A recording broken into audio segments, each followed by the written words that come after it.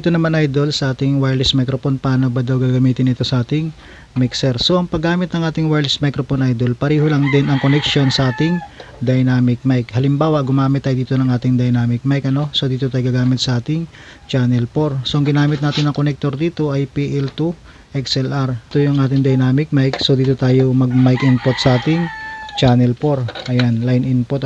Wireless microphone na gagamitin natin dito idol, mag-output lang tayo dito sa ating wireless receiver, papunta lang din sa channel 4 ng ating microphone input. So katulad nito, itong PL, ito PL out, papunta rito sa channel 4. Kailangan lang natin ng connector na ganito, 6.35 to 6.35. So channel 4 input, tapos dito sa output ng ating wireless receiver. Ayan.